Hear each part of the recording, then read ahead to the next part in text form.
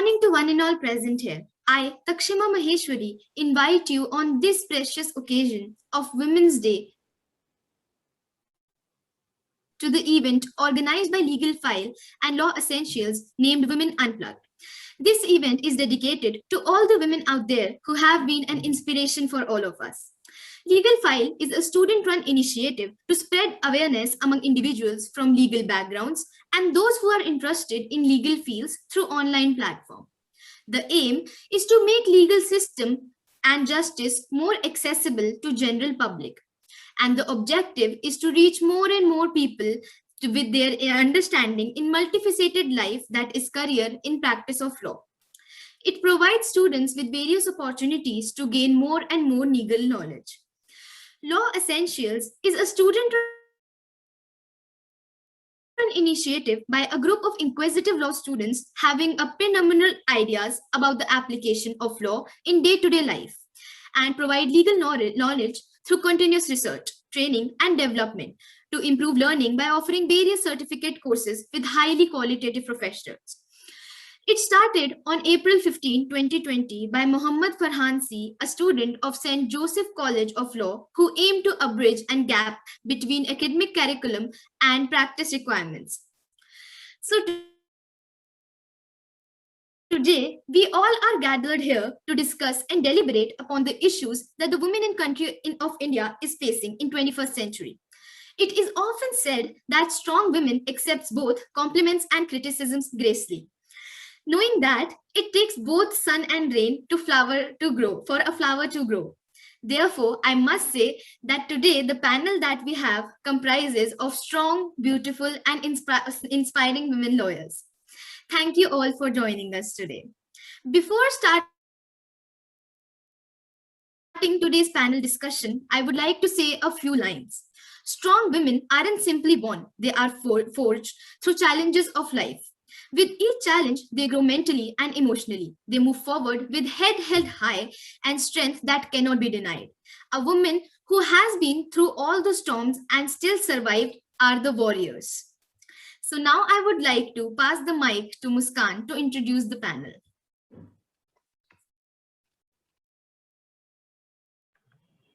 Good evening, everyone. I am Muskan Sani from Legal File, and I would like to welcome all the panelists who came on board for our session today. Our first panelist is Advocate Surangama Sharma, who is a first-generation lawyer and has been practicing and handling cases independently since 2015. She has been learning and providing legal assistance for various civil, breach of contract, consumer court, criminal, recovery, and other miscellaneous matters. Thank you so much, Surangama ma'am, for accepting our invitation for today's session. Our next panelist is Dr. Daksha Sharma. She has a PhD and a master's degree in international law. She is working as a full-time assistant professor at the School of Law, Bennett University, Times of India Group, Greater Noida, Delhi NCR, and also working as a visiting faculty of law with the Indian Law Institute. Thank you so much, Daksha ma'am, for accepting our invitation for today's session. Our next panelist is Advocate Nimisha Srinivas. She is a dual qualified attorney in India and New York. She is an active part of the alumni community of AUS Kolkata. She regularly advises banks, non-banking financial companies, debt capital market issues, and direct assignment transaction along with RBI and SEBI regulations. Thank you so much, Nimisha ma'am, for accepting our invitation for today's session. Our next panelist is Ms. Sukriti Singh, who is working as CAO at Live Law. She has been in the legal startup industry from past 7 years, and she also has been working on different roles such as editor, social media strategist, business developer, digital marketing, etc. Thank you so much, Sukriti ma'am, for accepting our invitation for today's session. Our next panelist is Ms. Hema Thakur. She holds a bachelor's degree in law from Himachal Pradesh University. She is one of the co-founders of social media page, The Great Indian Lawyer. Thank you so much, Hema ma'am, for accepting our invitation for today's session. I would like to thank all the panelists to be with us on our session today. I hope you all have a wonderful time with us.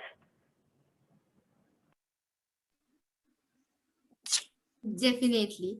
Thank you so much for joining us today, you all. Now, I would like to request Muskan to start this session with asking the questions. I have the question for Advocate Surangama Sharma. So, ma'am, what are the top must-do things to roll out the POSH policy in any organization? Thank you. First of all, congratulations to your whole team for organizing this beautiful event.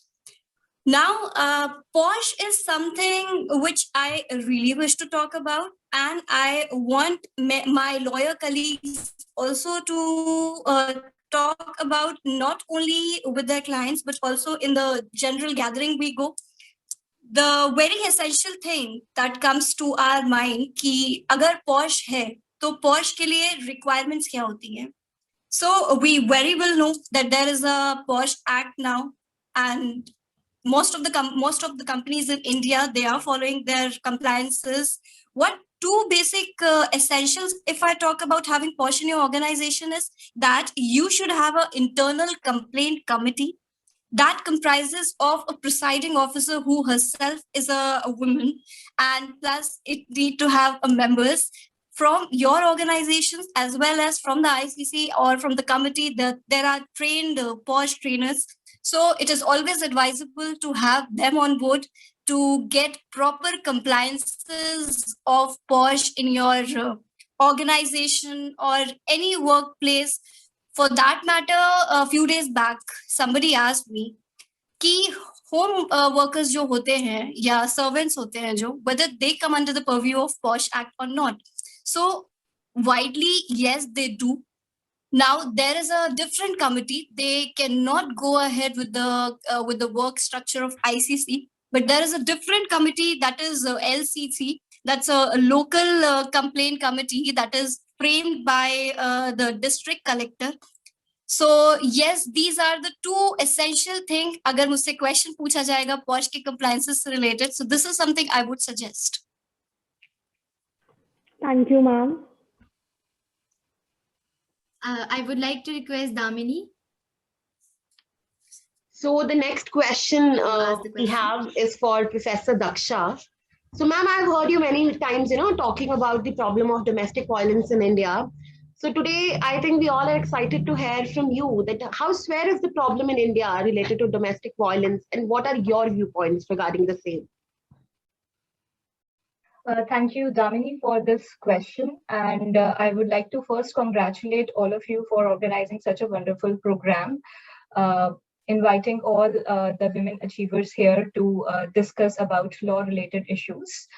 So now to answer your question with respect to domestic violence, I would like to say that the problem is pervasive in India, though we have legislation in the form of Domestic Violence Act 2005.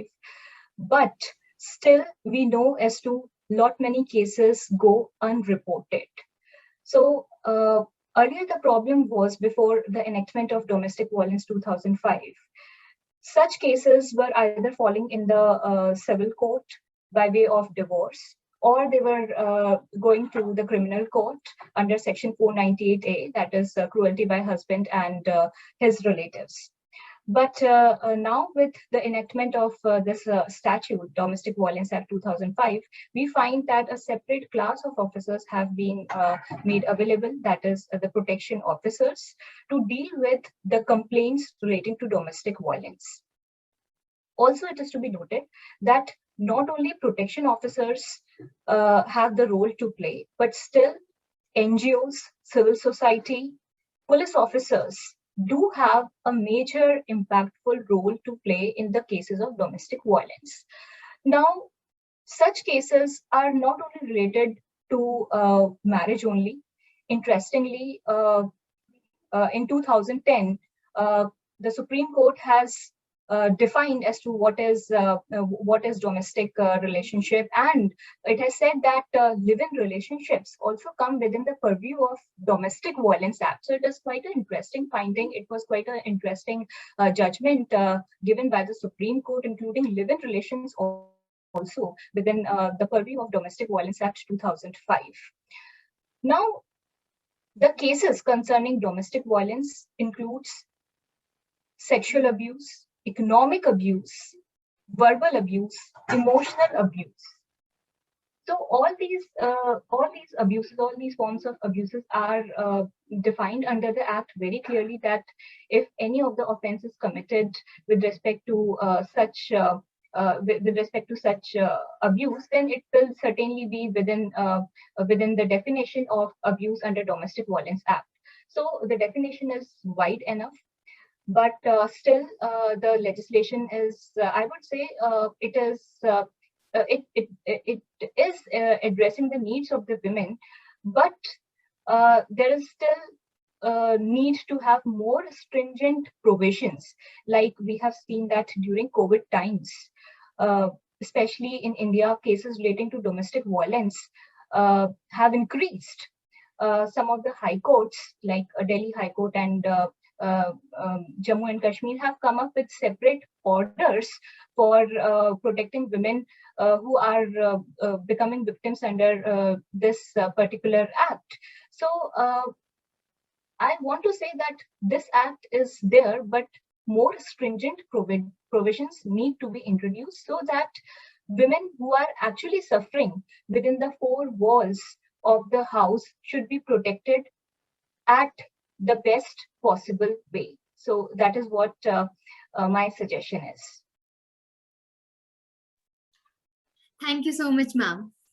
Now, the question that I would like to ask from Nimisha ma'am is that what are the most effective ways to counteract the negative stereotypes of feminism,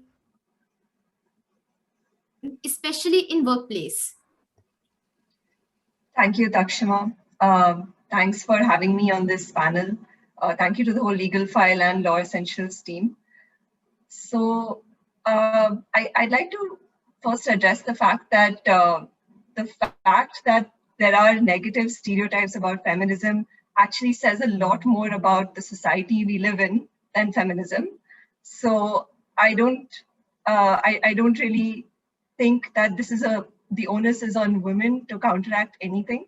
I think it is, we're constantly evolving. Society is constantly changing. Workplaces and institutions are made up of people after all. So as people grow and learn, the workplaces and institutions just become better. And so the onus is on everybody to internalize the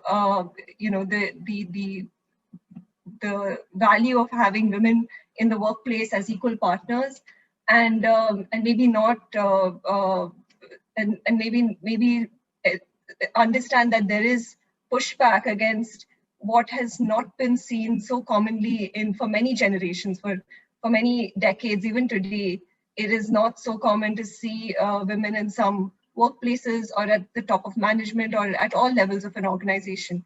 So there's obviously going to be pushback, and that's just something people have to live with.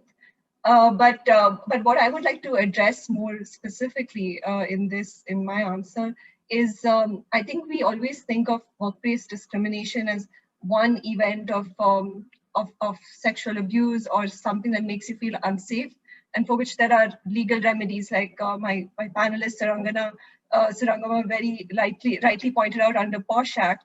But what I think professional women go through almost every day is casual, everyday sexism.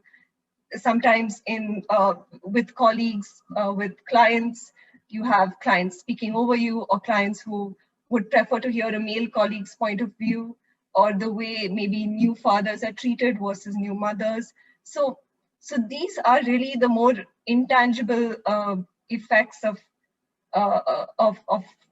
having a workplace with, where you're dealing with issues, long-term issues of patriarchy, and as well, and a growing population of professional women who are doing very well in their careers. So I think I'm glad that today I can answer this question in the wake of a movement like the Me Too movement, which has seen so much progress being made, so much awareness about what women go through in institutions, in the workplace. And I don't have to respond to a question like this by telling women to be strong or to ignore it, or that to develop a thicker skin, as many women were told to in the past. I think we know now that it's not just up to women address these issues, that and the certain practical things that you can do as a young woman in a workplace or as at any point of time in your career is to learn to identify these behaviors, to acknowledge how it makes you feel, and if you feel emotionally ready to call it out, but to also acknowledge that these can create mental health issues, and to focus on your mental health early and often. So I think that is the key to to navigating a workplace as a woman. Thank you so much, ma'am. Now, I would like to ask Sukirti ma'am that what would you change about the assumptions made by men of women? So I'll answer this question in two parts. First, I'll speak about the personal front or in the societal notions, what we usually encounter, or what I 7 years so far that I have been told, or I belong from MP, I belong from a place where, the things are evolving. We have not grown so much that in the liberal society, we have been allowed to do challenging jobs very easily. So I have been told like women are meant usually for household jobs. Their career is important for the sake of marriage, that to get a good groom, you have to educate yourself. The government jobs are more preferable to women rather than working on the private sector.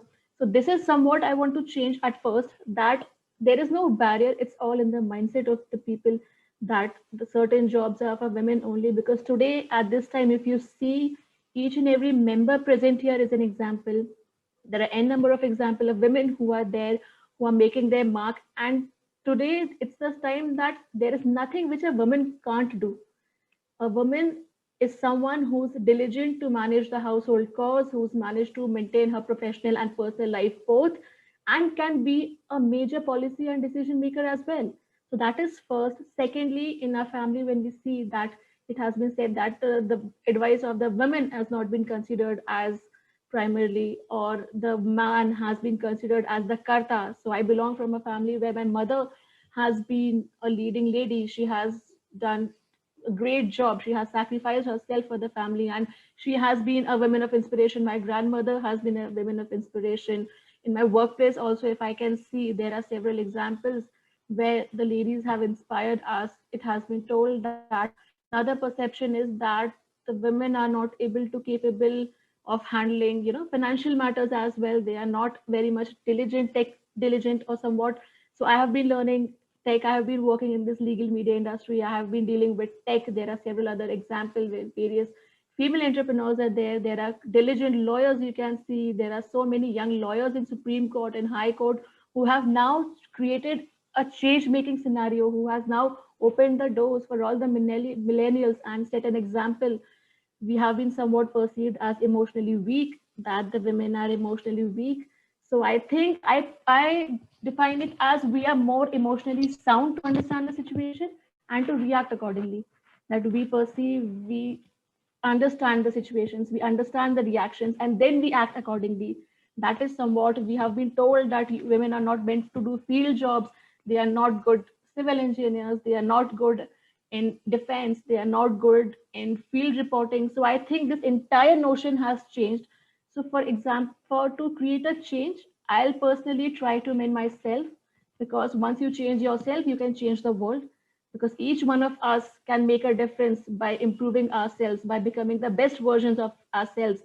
And then by becoming an asset, you can definitely create a difference.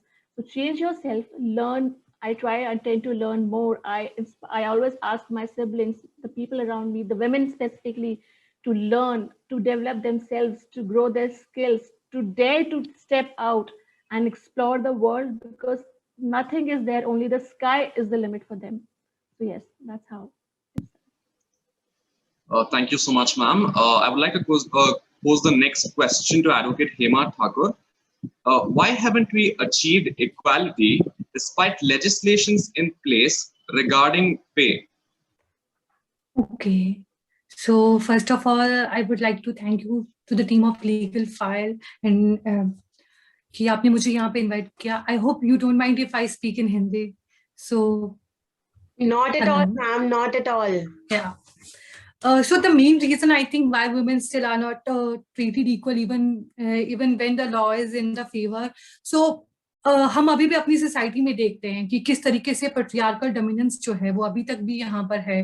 तो जब हम बात करते हैं, जो इतने सारे laws women को रिलेटेड बने हैं, इतनी सारी चीजें वुमेन्स के वेलबींग के लिए, उनके बेनिफिट के लिए बनी है, पर फिर भी उसके बावजूद जो है हम एक इक्वालिटी के लिए अभी तक फाइट कर रहे हैं, even in 21st century.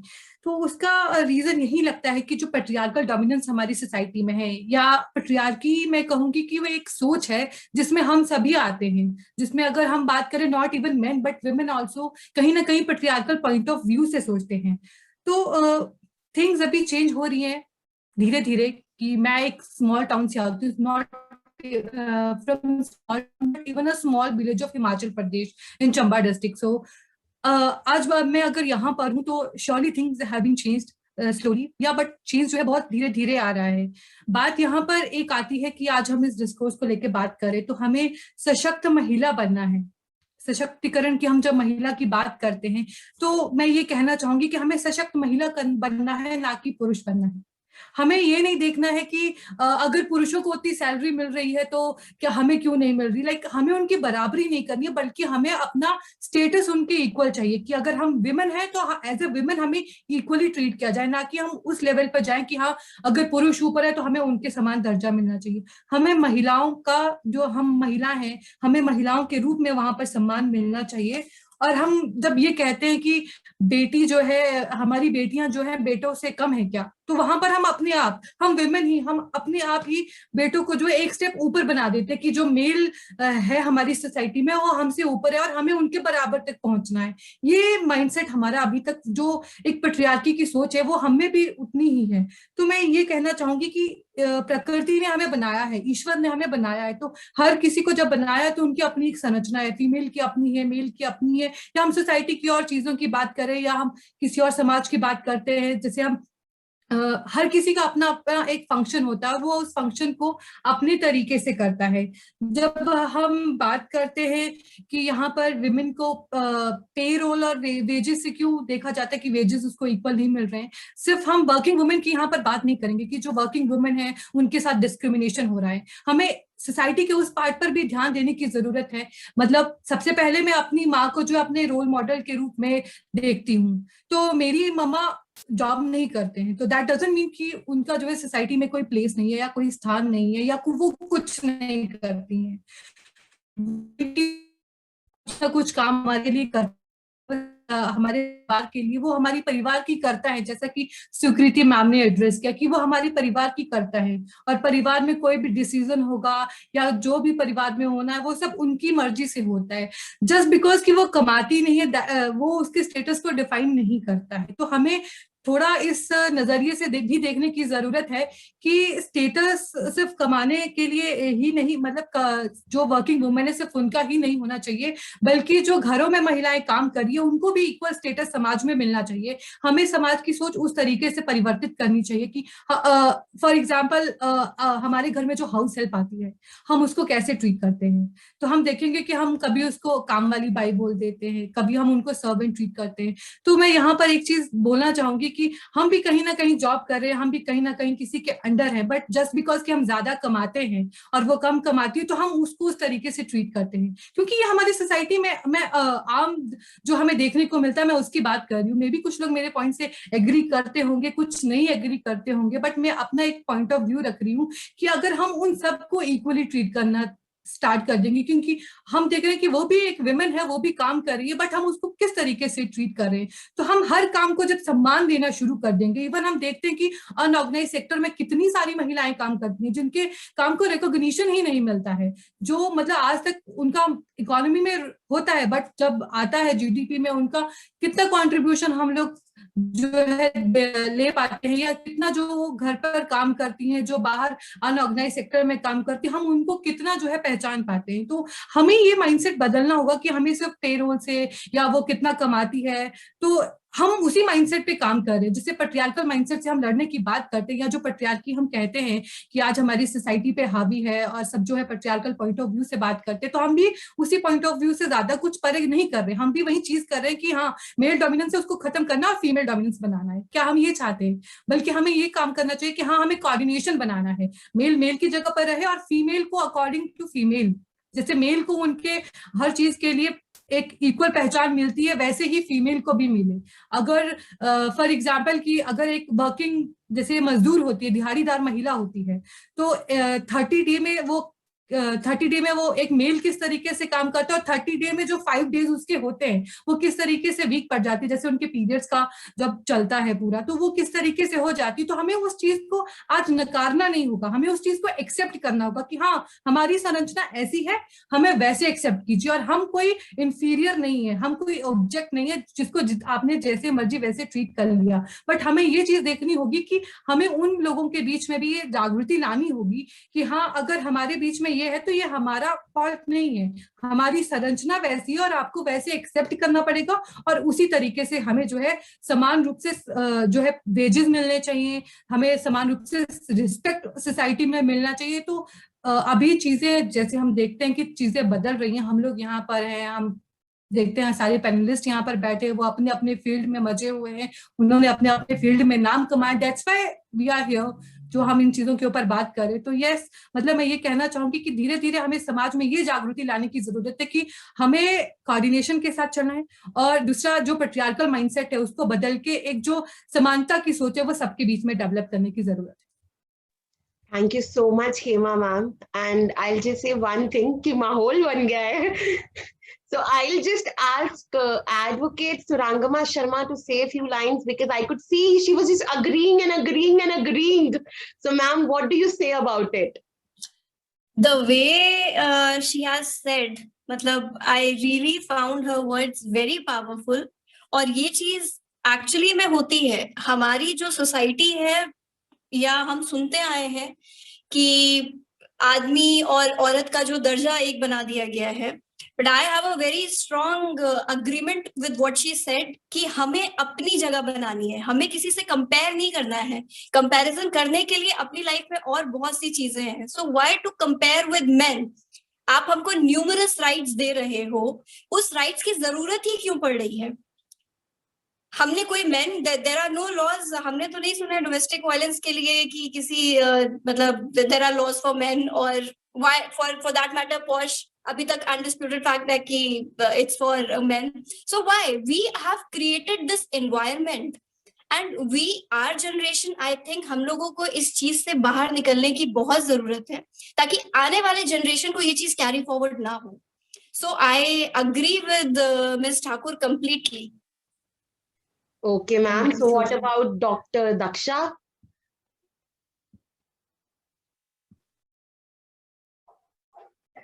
Yes, I totally agree with what Advocate Thakur has stated. And in fact, I want to add here that we should not only go for equality clauses, we should not only look for equality clauses, but that thing should be penetrated deep into our mindset. So the problem is basically with the mindset, not with the people who are surrounded. So it is all in the mind, how we are, how we pose ourselves, how we want ourselves to be treated. So that is to be changed specifically. And I agree with what she said with respect to equal opportunity, that we should not compare with men. And we have already made our position secured enough in the society. So there is no point of competition at all. Okay, so with this, I'll give the mic to Advocate Nimisha.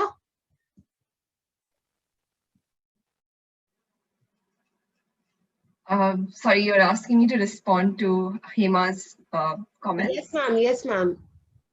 So I'd have to say that I really appreciate that she's brought out the point on unorganized sector. It's a much overlooked point, and I think I absolutely agree with her that that contribution is not it's not measured, and it absolutely should be. And the value of their work is the value of the work of any other human being, and I absolutely agree with that point. I do not completely agree with the point that we should we should be seeing ourselves as either comparable or not comparable with men. I think the point is that there's been a history of discrimination against women, and it's natural, and we can see it everywhere for some sort of misogyny or pushback to develop as a result of women's rights coming to the forefront. And we should not mistake that pushback for some sort of extra rights that we are seeking. We are not seeking anything extra. We are just asking for what was always historically and justly ours. And so on that point, I have a slight disagreement, but I can see where she's coming from. Okay. So Advocate Sukriti, what about your viewpoints? I completely agree, but I would like to add on one more point, that the duty lies on our point also, and our side also, that we should preach equality when we claim it.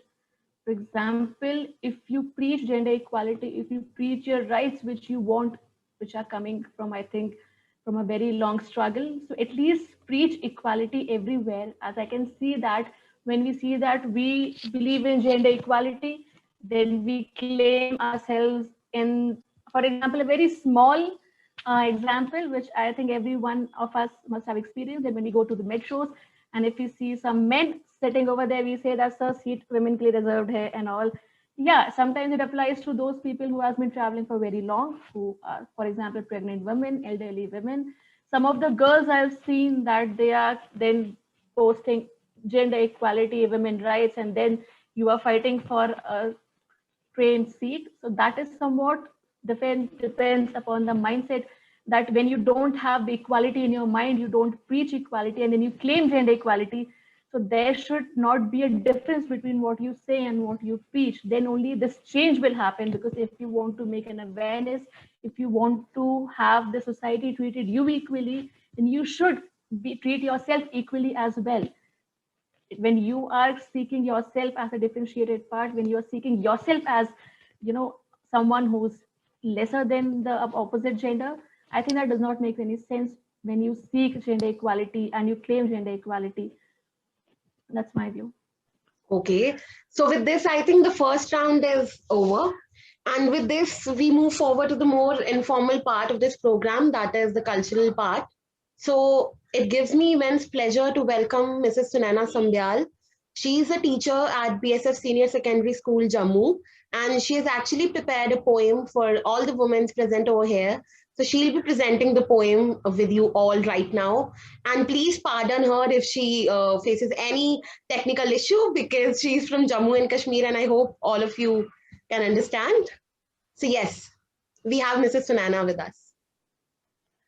Thank you, नमस्कार। सबसे पहले legal file की पूरी team को मेरी ओर से हार्दिक शुभकामनाएं। उन्होंने मुझे अपने मंच पे आमंत्रित किया। मेरी ओर से सर्वप्रथम आप सभी को अंतर्राष्ट्रीय महिला दिवस की हार्दिक शुभकामनाएं। मैं सुनैना संब्याल बीएसएफ स्कूल जम्मू में शिक्षिका के पद पर कार्यरत हूँ। आज मैं आप सभी के समक्ष अपनी एक छोटी रचना लेकर उपस्थित हूँ और मेरी रचना कार्य बात करूंगी। नारी हूँ, नारीत्व की बात करूंगी, पंख फैला स्वच्छंद आकाश में उन्मुक्त उड़ान भरूंगी। नहीं रोऊंगी उन बातों पे जिन्हें करने से रोकी जाती हूँ, नहीं रोऊंगी उन बातों पे जिन्हें करने से रोकी जाती हूँ। बात करूंगी आत्मबल की, पास जिसे पहाड़ चढ़ जाती हूँ। भिन्न भिन्न किरदारों वाली मैं एक अकेली नायिका, मैं अकेली नायिका। भिन्न भिन्न किरदारों वाली मैं एक अकेली नायिका, माँ बहन बिटिया और पत्नी, कभी गुनगुनाती गायिका। इतिहास के पन्ने बांचो मैं वहां भी तुम्हें मिलूंगी, इतिहास के पन्ने बांचो मैं वहां भी तुम्हें मिलूंगी। त्रेता सत और द्वापर युग में कमल बिंदु सी खिलूंगी। जनक सुता में जनक दुलारी, कौशल वधु में प्यारी। जनक सुता में जनक दुलारी, कौशल वधु में प्यारी। रामायण का पन्ना पन्ना मुझसे ही तो भारी।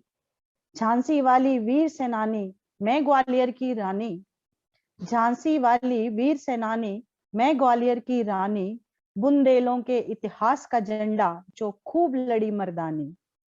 पथ कंटीले संकर गलियां पर हार कभी ना मानूं, पथ कंटीले संकर गलियां पर हार कभी ना मानूं, भारत की मैं बालावीर हूं, चट्टानों से दूध निकालूं। सबला हूं मैं सबल सरीखी, जोश उमंग से भारी, सबला हूं मैं सबल सरीखी, जोश उमंग से भारी, आसमान का फलक सितारा मैं सारी की सारी। कौन कहता है कमजोर मुझे, मैं श्वेतशील हूं नारी, कौन कहता है कमजोर मुझे, मैं श्वेतशील हूं नारी, यदि आ जाऊं रौद्र रूप में सृष्टि पलट दूं सारी। धन्यवाद। आशा करती हूँ आप सभी को मेरी रचना अच्छी लगी होगी। इसके साथ ही मैं आपसे विदा लेती हूँ। धन्यवाद। Thank you so much Sunaina ma'am, and I think मेरे रोंगटे खड़े हो गए थे आपकी पोइम सुनते हुए, एंड आई मस्ट से जो वर्ड्स आपने यूज करे थे they were so strong. So let the panel also speak about this. Advocate Surangama Sharma. I unmuted myself before Damini. So, ma'am, thank you. आपकी कविता बहुत ही खूबसूरत थी, and मैं आपकी कविता से बहुत ज़्यादा relate कर सकती हूँ, because little about myself, I am also a Bharatnatyam performer. So, and we have worked so much on these poetries, क्योंकि poetry lines में हम लोगों ने बहुत perform किया है. I will definitely get in touch with you for this. Damini, thank you for bringing ma'am on board. Very beautiful. Thank you once again. Thank you, ma'am. Thank you, ma'am. Thank you. Okay. So, Advocate Sukriti. Thank you so much, ma'am. बहुत प्रेरणादायक थी आपकी कविता, और जम्मू कश्मीर से आज आप जुड़े हमारे साथ अपने विचारों को व्यक्त करने के लिए. Thank you so much. And more power to the women who is actually facing challenge and still striving and be supporting us, joining us. Thank you so much, ma'am. Wonderful. Thank you. Professor Daksha. Thank you, Sunana ma'am, for this wonderful poem. I myself is a poetess and I write on socio-legal aspects. So I was quite inspired after listening your poem. In fact, such work is very important so that all of us can imbibe it, and we constantly get motivation, and that, our role in the society gets increased every day. So thank you so much. In fact, the examples which were used in the poem were so inspiring that, it would let any inactivity turn to activity. So it is of that much energy. Thank you so much. Okay, what about Advocate Hema Thakur? सबसे पहले तो thank you Sunaina ma'am इतनी अच्छी poem के लिए, और आपने जिस तरीके से शब्दों का पूरा चयन किया है अपनी पूरी पोएम में, तो वो शब्द काफी प्रेरणादायक है। और जिस तरीके से आपने इतिहास पर भी एक नजर डाली, तो निश्चित तौर पर अपना जब हमें वर्तमान और भविष्य ठीक करना, तो सबसे पहले हमें अपने इतिहास की जानकारी होना बहुत जरूरी है। तो आपने जिस तरीके से उसको भी इस पोएम में इंक्लूड किया, तो थैंक यू सो मच, इतनी अच्छी और इतनी प्रेरणादायक पोएम हमें सुनाने के लिए। Thank you so much. Thank you so much, ma'am. Now we have Pallavi ma'am with us. Just a second. She was here with us right now. Yeah, she was here, but I don't know. Right now. Yes. Yes. Hello, Pallavi ma'am. We welcome you in this event. So Muskan, you can introduce her to the panel. Good evening, Pallavi ma'am. So Advocate Pallavi Pratap, who is a managing partner with Pratap and Company, she is an advocate on record in Honorable Supreme Court of India and practices in Supreme Court, various high courts and tribunals like NCLT, NCLAT, NCDRC, etc. Thank you so much, Pallavi ma'am, for accepting our invitation for today's session. Thank you so much, Muskan. I'm sorry, I'm actually logged in from my brother's this thing, so my name is probably coming as Prashantala, which is really bad on a women's day. My system was actually not working, so I logged in from him, which shows that how empowered we are. We've got good brothers who actually help us out. Thank you so much for having me here. I'm so sorry I couldn't join in a little earlier, but this is an extremely huge opportunity for me to speak and interact with everybody, especially Damini is always on my case that, ma'am, you have to speak, which is such a privilege these days, to be able to voice the challenges that I've faced, and to maybe in some manner encourage people who are similarly placed as me. Gender is not important. A lot of men also have the same struggle that we go through. And to be able to speak here is a huge, huge opportunity. Thank you so much. If we can start with the questions. Yes, ma'am. So Takshima, please start with the second round. Definitely.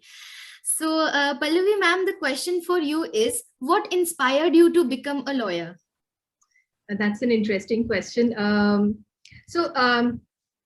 just tell you honestly, law actually happened for me by accident, which is really surprising for me also. Sometimes I wake up and I realize, oh God, I'm a lawyer. I had no idea about it.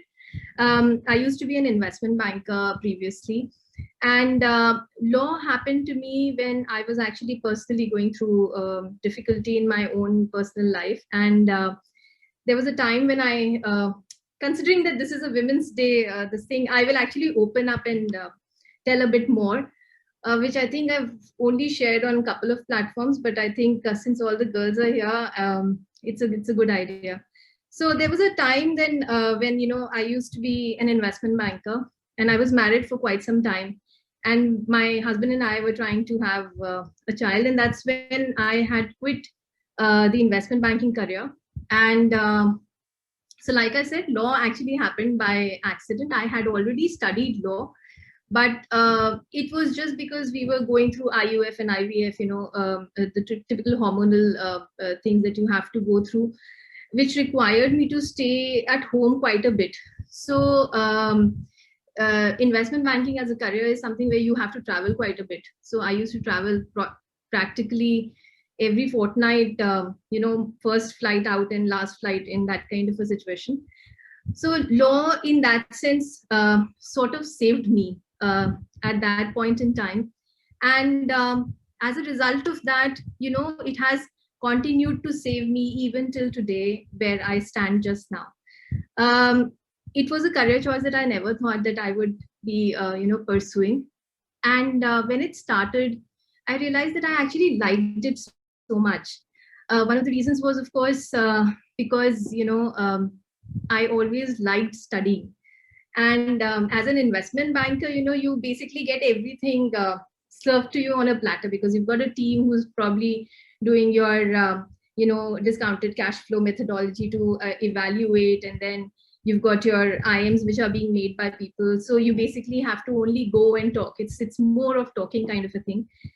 But with law, I realized that I have to be reading every day. So it was either the files or it was the latest case laws or things like that. And I realized that I was always a student. I always liked being a student. And this was a profession which challenged me to that effect. Then secondly, I think initially I started off with the states panel and in the Honorable Supreme Court. And there the learning was exponential. I mean, I started with, criminal side practice initially. And there I realized that there is a lot that is happening in the world. And especially as far as India is concerned, and because I was a state panel counsel for state of UP. So the kind of work that we were doing as state panel counsel, it was amazing. I mean, there were, maybe 376 matters where somebody was acquitted from, let's say, the High Court, and the appeal, the state was filing it in Supreme Court because there were cogent evidence to show that, a 376 incident actually took place. Maybe the witnesses had turned hostile, or it was completely based on circumstantial evidence. So therefore, it was difficult to build up that chain all the time, maybe for the PP who was arguing it in the trial court. So all of that was extremely challenging. And it was very interesting also to do criminal side work. Being a girl, I think initially a lot of women don't like doing this because it is very difficult. So basically you're having your lunch and you're also reading a postmortem report, which is not the best things to do, but you kind of get used to it. And then eventually, of course, there was a time when my ex-husband and I, we separated. And of course, then we got divorced and things like that happened. But all this while, this career and this profession was what kept me going. I mean, to see that, you know, people were struggling and they were still coming back. And in some manner, I was able to help them was, I think, it was some sort of an instant gratification, not really delayed so much, but it was an instant gratification, which really used to inspire me quite a bit. And therefore, even though there were challenges being a first generation lawyer, especially a woman lawyer, and to find your own foothold was very difficult. But all along, there were women lawyers, senior advocates who I used to look up to in the corridors. You know, they would be running, for instance, Meenakshi Arora ma'am, or, you know, Indra Jaising ma'am, you would have Madhavi Diwan ma'am. All of these senior advocates, they would be running around and you would see them, you know, with the kind of passion that they would be arguing that their matters and things. So you would always feel so inspired, you know, you would always feel that, okay, maybe someday I'll do that, you know. And that's how it sort of started to fall in place. You know, sometimes even now I pinch myself to the extent that, is it really happening? Because it's like a dream which I never dreamt of, and it just came true and everything just fell in place. But having said that, it was always challenging. It was a lot of hard work. It continues to be a struggle even now. Every day we've got struggles in terms of, you know, as a first generation lawyer, you have to get your own clients, you have to service them, you have to make sure that they are benefiting out of it. You know, you have to also be very honest with them, which is difficult for them to understand sometimes, because they feel that, okay, many ye case file karna hai, and this case is the best case, and that, you know, I will win, which is, you know, for you to make that expectation mismatch, wo thoda, it becomes a little bit of a challenge. And it is indeed a man's world even now. So even now in Supreme Court, even though we've not been to the court in the past 1 year, but I still remember that every year we would see some new girls who would join in as junior counsels, and then, you know, the second year they would leave. So a lot of women don't feel very comfortable with litigation. They might want to go into corporate side of it. So that was slightly disheartening to see. I always thought that maybe I would also leave. So my mother told me very clearly when I started with law, she said, do whatever you want to do, but don't leave it. So since then, every time I have a struggle that comes into my head, and, you know, and there are days when you feel like, oh God, I'm just very exhausted and I'm burnt out and all of that, that thing just rings into my head. Okay, you can't leave it. So therefore, that just keeps pushing me, you know, to see things through. So yeah, I have a long story to tell. Maybe I'll write a memoir and then you can all get to know more about. Yes, ma'am. Even we have the other banking lawyer with us as well, Advocate Nisha. Oh, that's nice. Hi. Hi, Pallavi. Nice to meet you. Nice to meet you as well. Yes, ma'am. So I think, like, I want to ask you a follow-up question, that is there any piece of advice for those women who are actually planning to start the career in law? So then, like I said, you know, there are going to be two sides of it. One would be, of course, litigation, which is very different from what corporate side law looks like. And I will tell you, both of them are difficult. It is not that one would say that maybe a GC role, or let's say if you've joined a corporate law firm, that's easier. No, it's not. I have friends who regularly brief me who are in big law firms, and I see them, you know, really putting in exactly the same amount of hours that I'm putting in. They are also working through the weekend, just as we all do. So it is, if you're looking for some sort of a work-life balance in this field, then it is a little difficult. You have to strike it on your own. So someone like me who's single, I don't have kids, it is easier. And I'll be very frank here, it is easier for me. But people who've got kids, who have a family to look after, I think their challenge really increases exponentially, because they are being a mother at the same time, they are being a wife at the same time, and they are also being a career woman. So that challenge definitely comes to them. And I think hats off to them for being able to manage all these roles so successfully. I mean, if I were in their place, maybe I would have not been, you know, as if for want of a better word, successful as others have been. That is one. Secondly, I think you have to read.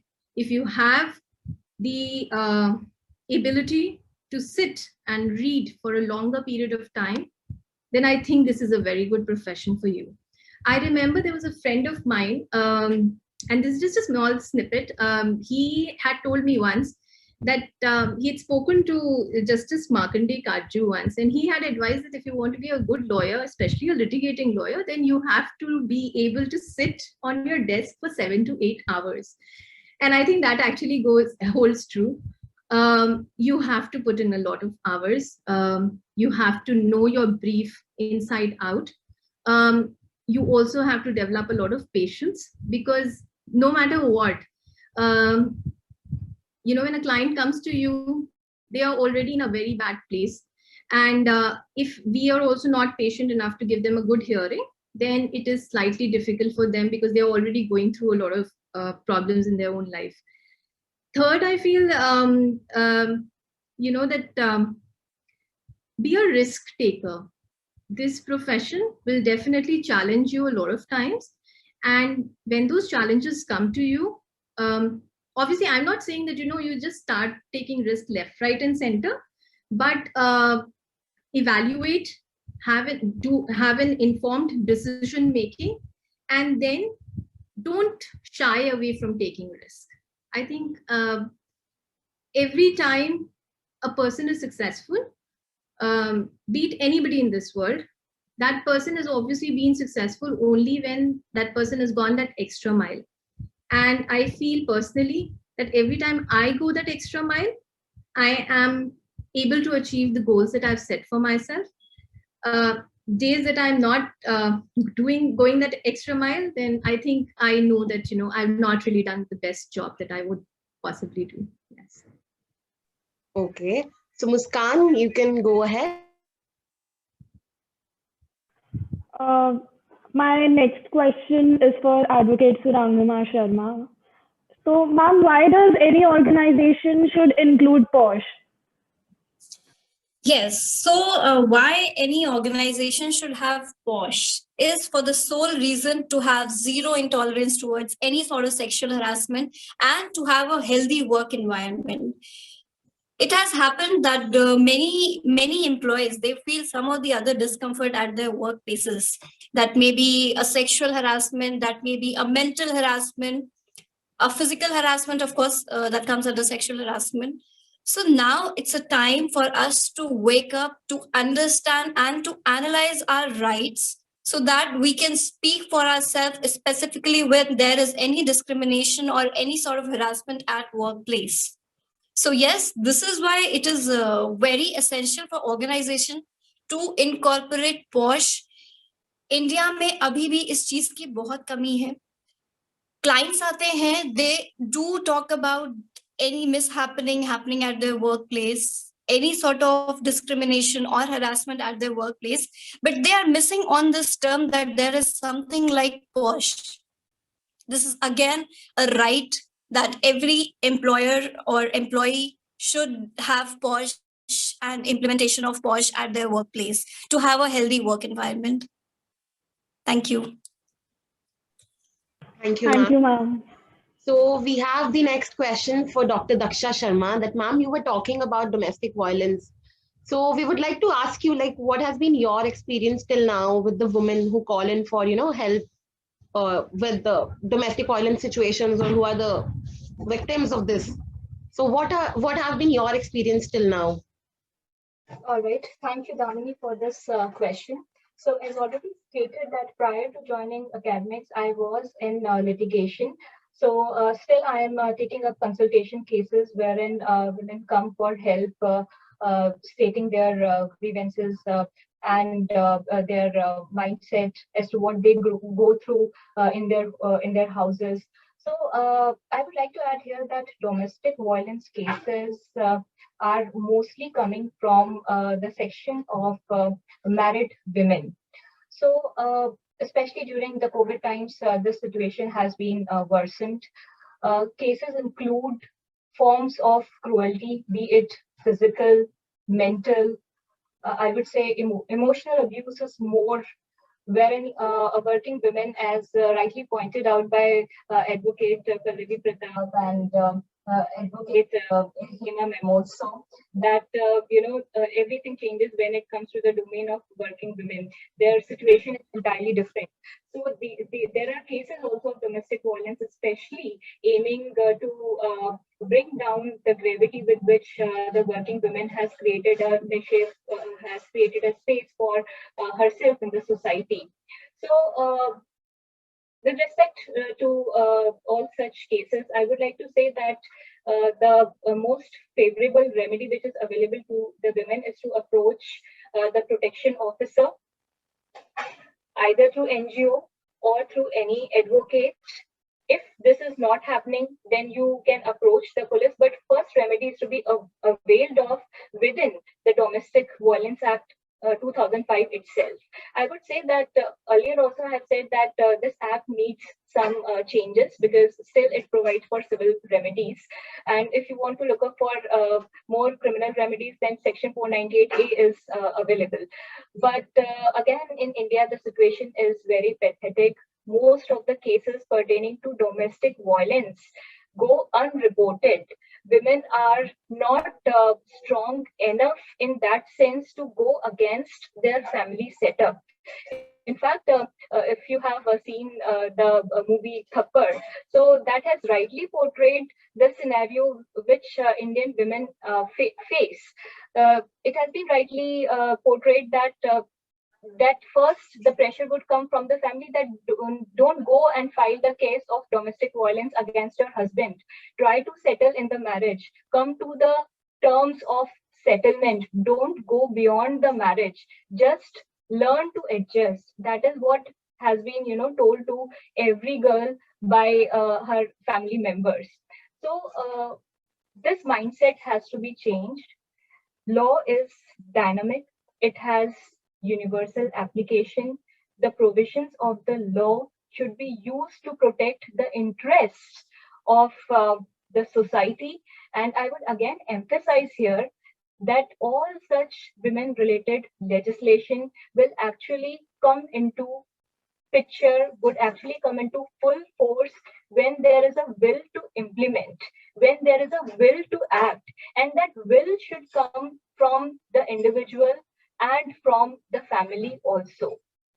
So that is all what I wanted to say. Thank you. Ma'am. So I'll ask Advocate Pallavi Pratap again, because she was agreeing again and again to the statements of Dr. Daksha. So any viewpoint, ma'am? On domestic violence, is it? Yeah, I think I totally agree with Dr. Daksha on this part. I think criminalization is required specifically because this is completely civil remedy which is available, which does not really help. I am doing a couple of domestic violence matters here in the lower court. And unfortunately, you would not believe it's been going on for 2 years. And there is no way in which the maintenance has been awarded so far. The protection officer half the time is not even present when the hearing is called for. The other half the time, there is something or the other that happens as a result of which the judge is not there. So what is at the end of the day happening is that there is no relief which is coming to anyone. One is just fighting and that's about it. And for men, they will have their income statements also, which is put in, which is completely, you will see it is totally fabricated. I mean, one would know that, someone would be probably earning about 60 lakh a year. And that man would show, mere paas to income hi nahi hai ji, maine to naukri hi chhod di hai. I mean, to that extent. So I think people just try and find out ways of just running away from the responsibilities that they have. Second, I feel with domestic violence, like Dr. Daksha said, it definitely requires major amendments to come in. Just the way we are seeing, recently with all the, cases which have come from Supreme Court, be it Neha versus Rajneesh, where, the entire maintenance law has been so well placed by Justice Indu Malhotra. And then you can see Vinita Sharma case, where, inheritance has been now talked about as far as women are concerned. Or for instance, even live-in relationship has now come under the purview of domestic violence with Indra Sharma case. So all of this, we see that there is an effort which is being made in a very positive direction. As a matter of fact, yesterday I was in another webinar and we were discussing about domestic violence, and there we were just analyzing that in past 5 years we've seen so much change as far as women centric judgments are concerned. For instance, adultery, and all of these. This is basically coming from judiciary. But if it gets if it comes from legislature, then it might be a better way of implementing it. That's my personal belief. Okay, ma'am. Ma'am, a question for Hema, ma'am, regarding this domestic violence only. That why do you think that a lot of cases go, unreported, or these women don't come and file an FIR regarding these domestic violence cases? What do you think the reason behind this is? The reason behind it is हम लोग जिस society में रहते हैं तो हमें वहां पर सिखाया ही जाता है कि ठीक है, आप अपने आप को एडजस्ट करिए. बहुत सारी चीजें होती है कि हाँ, दोनों का भी होता है कि कई बार ठीक है, मैंने भी गुस्सा कर दिया, उसने भी गुस्सा कर दिया, तो वो चीजें भी वो लोग कहीं ना कहीं सॉर्ट आउट कर लेते कि हमारे घर की बात है और घर में रहनी चाहिए. फॉर एग्जाम्पल, हम देखते हैं जब एक चीज होती है कि कोई हस्बैंड वाइफ अगर आपस में लड़ रहे होते और पड़ोसी अगर देख रहे होते तो कहते हैं अरे छोड़ो ना, इनके घर का मैटर है, हमें इनके घर के मैटर में क्यों पड़ना है. पर हम लोग वहां पर ये नहीं कहते कि इसके साथ अत्याचार हो रहा है और हमें वहां पर भी बोलना है. जब हम सोसाइटल पॉइंट ऑफ व्यू से बात करते तो हम वहां पर वो नहीं देखते. हम अरे इनके घर की बातें लड़ने दो, लड़ते रहेंगे. तो कहीं ना कहीं ये भी लगता है कि हमारे सोसाइटी का माइंडसेट वैसा बन चुका है कि डोमेस्टिक वायलेंस होता है तो हम आवाज नहीं उठाते हैं. कोई दहेज मांगता है तो हम कुछ नहीं कहते, ना हम उसको देने से मना भी नहीं करते, हम उनको रिपोर्ट भी नहीं करते, पर हम जो है वो दहेज देते हैं. जिसने दहेज मांगा है, ठीक है, वो लालची तो ऑब्वियस सी बातें होगा, उसके मन में ग्रीड तो होगा मनी को लेके. तो वो जब बाद में उसको लगता है कि कम दिया ज्यादा दिया, जैसे हम देखते हैं कि केसेस रिपोर्ट होते हैं तो बाद में भी जो लड़की होती है उसके साथ बहुत सारे ऐसे इंसिडेंट सामने आते हैं कि दहेज देने के बाद या कम ज्यादा होने के बाद भी उसके साथ इंसिडेंट आ रहे. बट हम उस चीज को बढ़ावा दे रहे हैं वो चीज देके. अगर हम पहले ही रिपोर्ट कर दे तो समहाउ ठीक है, शादी टल जाएगी, 1-2 साल बाद होगी, पर किसी अच्छे इंसान से हो, ये ज्यादा जरूरी है. मतलब मेंटल पीस और ये सब चीजें ज्यादा मैटर करती है, ना कि एक सोसाइटल प्रेशर की हमें ये चीज करनी ही है. और सोसाइटी के प्रेशर में आके हम बहुत सारी चीजें ऐसी करते हैं और हमारे सामने बहुत सारे लॉज बने, बट वो भी इफेक्टिव इसीलिए नहीं होते बिकॉज सोसाइटी में जो हमारा माइंडसेट है वो एक तरीके का बना कि लेट इट बी. तो मुझे ये लगता है कि इसीलिए बहुत सारी चीजें होती है जो रिपोर्ट नहीं हो पाती हैं. Exactly. Yes. मैं एक चीज ऐड करना चाहूंगी Takshima. Actually very right. But जो उन्होंने पहला पार्ट कहा ना, मैं एक्चुअल में इससे completely agree with it. As women हम ना हर चीज को एक्सप्लेन कर लेते हैं. ये मेरी गलती है, ये किसी और की गलती हो ही नहीं सकती. Maybe I only provoke that person. So sometimes when the client comes to me also, no, they will say नहीं मैम, पता है एक्चुअली हुआ ये था, उन्होंने मुझे ऐसे बोला तो मैंने ऐसे बोल दिया, इस वजह से ऐसा हो गया. So we are always explaining the whole situation in our own words, and we are the ones who are the guilty party as it is.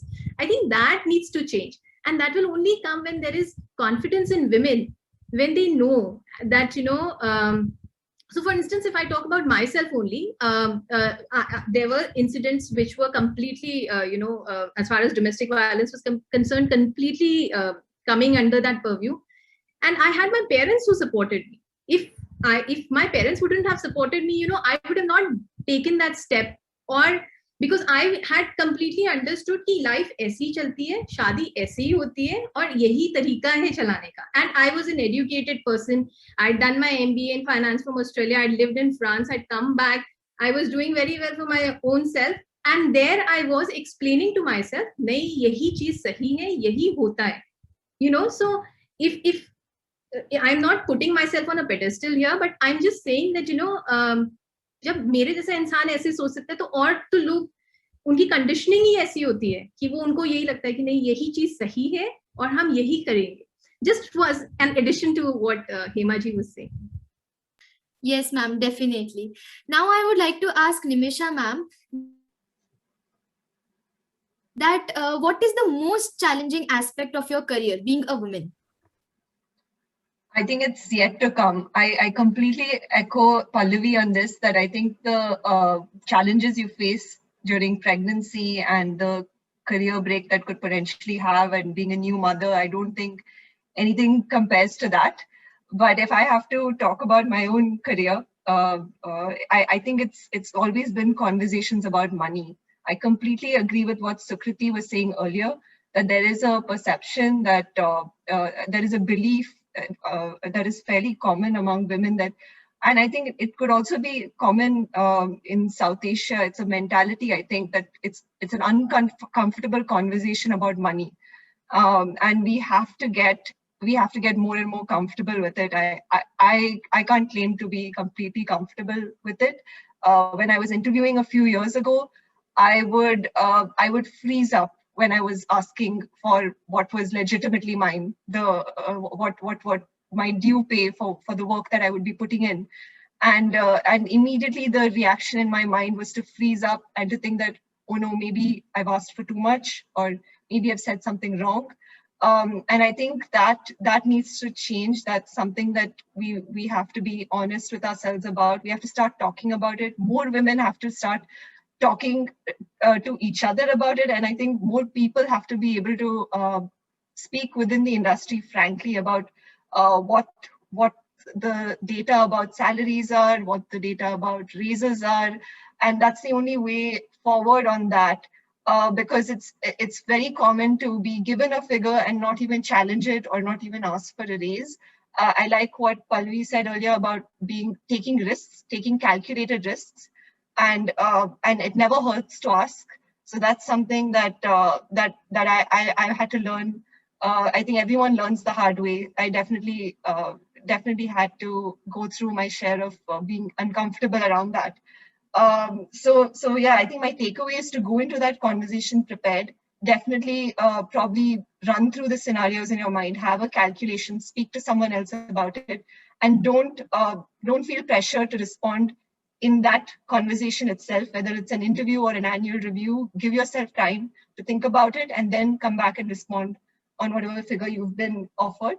I was told around that time that money isn't the only important thing, that there are other factors to consider, work-life balance, so on and so forth. As Pallavi rightly pointed out, lawyers don't have a work-life balance, but definitely, I mean, there are some companies that try to give you that, and I think you have to come to that conclusion about what you value, even if someone else is telling you that the money is not important. It's a conclusion that you have to reach, and that you have to reach on your own. And as long as you are comfortable with the process, your thought process in coming to that conclusion, then you can take into consideration other factors. But I think it's important to not let someone else tell you that your career, your professional success, or your potential for a raise is not as important as anyone else's. So that's one of the takeaways that I had. I think in terms of the challenge that is coming up, being a mother and a lawyer, or being a new parent and a lawyer, definitely have those difficult conversations about splitting childcare responsibility. I can't speak from experience here, but I know that that's something that if you're honest about it, if you're honest with yourself and honest with your spouse, it's easier to go in with that attitude rather than have certain expectations and be let down because you never had that conversation. Yes, ma'am.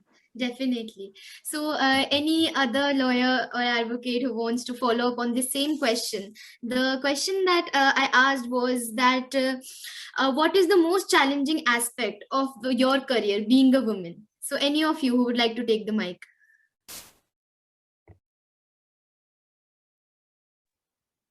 If no one is going, then I will come up with my own challenge.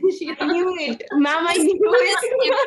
Everything is beautifully covered by all of my panel members out here. Yeah. But challenges, if we talk about challenges, then of course there are. But then I wouldn't say being in a law fraternity. I believe जो मेरे साथ के colleagues हैं, male colleagues, if I say with 4+ year of experience or 3+ year of experience, शायद वो same है जो एक female lawyer के होंगे, because ultimately court के corridors में वकालत सबकी एक जैसी चलती है. It just men have little leverage to go to some like extent, and for women it is difficult. So you have to deal with two aspects of mind, which I'm sure many litigant friends out litigating people out here will understand. If a woman is standing in or before the court, and if she's making any sort of argument, and if the order is in your favor, ये एक हमारे corridor की बहुत गलत perception है कि लड़की खड़ी है तो ऑर्डर तो इसको मिल ही जाएगा. I'm sure many of you would agree with this. So this is absolutely wrong, and this is something what I believe we should fight. We should fight for, because ऐसा कुछ भी नहीं है. Even if there is a guy standing there putting up sensible arguments, he is definitely going to have that case. But if a woman is standing there, that doesn't make that, even if we are speaking irrelevant arguments, then you're going to have that case in your bowl. So this is something which I personally believe that I am still fighting for. And to all my lawyer friends out there, जो कल ये video देखेंगे भी, please try to do something for this.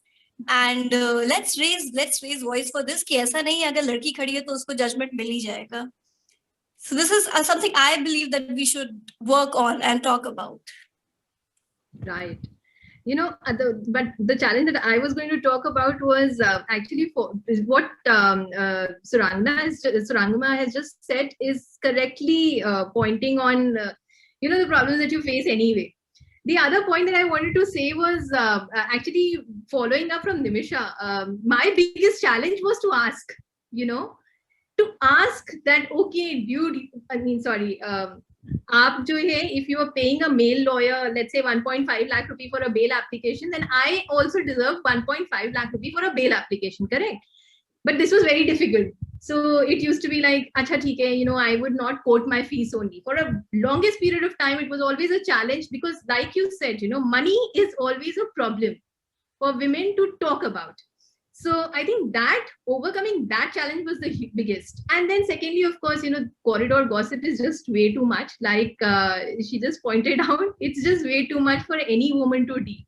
Because if you're doing something good, your work will always speak for you in terms of, it is always going to be ahead of you. But for that, there are 100 reasons that people will point out, okay, she did this, she did that, and as a result of it, that she's getting it. So what I learned was that be it as it is, let it be. I'll just keep doing my work. But like she just pointed out, it is true. We have to raise our voice. And I think women are now saying it also. So many times you'll see someone will say, and this happened very recently. I think it was just before the lockdown. There was some advocate a senior who was just designated as a senior advocate. She was a women lawyer only from Supreme Court. And someone just made a comment which was completely below the belt. Now, it is not a Supreme Court, anybody can become a senior advocate. It is just not possible. You have to, there is an entire criteria which is laid down. So you cannot really go ahead and say that, for XYZ reason, this woman has become a senior advocate. She's worked that much hard to become that senior advocate, to get that senior gown. So somebody just made that comment. And I remember very clearly, I was in front of court 8 or something, and I just blasted that man off. Unfortunately, and it's very rarely that I actually lose my cool, at least in a public place. And I just blasted him off. And I said, it is not possible for any woman to stand here and listen to you say something like that. So obviously that man is not my friend anymore. But nonetheless, I took a stand for someone who probably doesn't even know about it. So yeah. So I'll add on something. Yes, ma'am, definitely. It is very important to take a stand for ourselves. Yes, so Kirti ma'am, I was about to come to you. You can add up. So I am not from the litigation part, but I'm on the other side where it's my duty to cover all you people and present in front of all. So first of all, working in a virtual background, working into legal journalism, first of all, journalism for women, specifically from where I belong, AMP, like I have been working for 7 years, but I think 2 years back, when someone asked my father that what she do, he's like, करती है कुछ online, पता नहीं क्या कर रही है, 5 साल हो गए कुछ कर नहीं रही है. So first of all, it's very difficult for me to explain the kind of work I'm doing. Then it goes very difficult for to convince them कि आप एक government job में नहीं है, you're working in a private sector. So when I decided to work into legal journalism, I've started doing that. So a very noted lawyer, academician has told me कि बेटा civil जज का exam दे दो, लड़कियों के लिए वही अच्छा होता है, प्रोफेसर बन जाओ, कब तक प्राइवेट सेक्टर में सूटकेस लेके यहाँ से वहाँ घूमती रहोगी. I went to a lawyer also. He was like litigation लड़कियों के लिए नहीं है बेटा, चैलेंज बहुत ज्यादा होते हैं यहाँ पर, आपको केस नहीं मिलेगा, कैसे क्लाइंट को कन्विंस करोगे, लोअर कोर्ट में कैसे खड़ी रहोगी, so and so. And every day in working after this 7 years into legal journalism, what we have faced is that credibility is something which people don't really trust women on many things.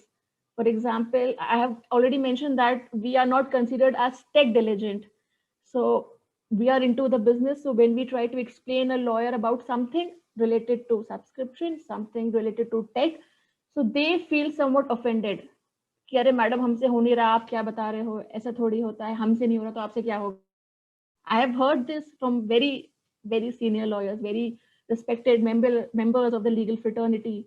The kind of language they use and the notion and the behavior which suddenly changes when I pick up the call for their queries, or when they call us to report some of the news and they say, and they hear a lady talking on the other hand. So it completely changes कि अरे ma'am किसी senior से बात हो सकती है क्या, आपको क्या समझ आएगा, बेल का क्या मैटर समझ आएगा सुप्रीम कोर्ट का. So these are the stereotypes which is there amongst the corridors, that government jobs are there for women, online virtual jobs are not there, you are not credible enough, people are doubting your credibility when you are working, people are not thinking that in legal profession only teaching and lower judiciary is there reserved for women, and not as a litigant, as into some other place, into legal journalism, you are not capable enough to do it. Still, even till now, like my father considers that I'm still on a phase where I seriously need to find out a job and make a switch and start becoming a teacher. So yeah, that is the issue which we all face. Thank you so much, ma'am. My next question is to Advocate Hema Thakur. How do you succeed in a male-dominated environment?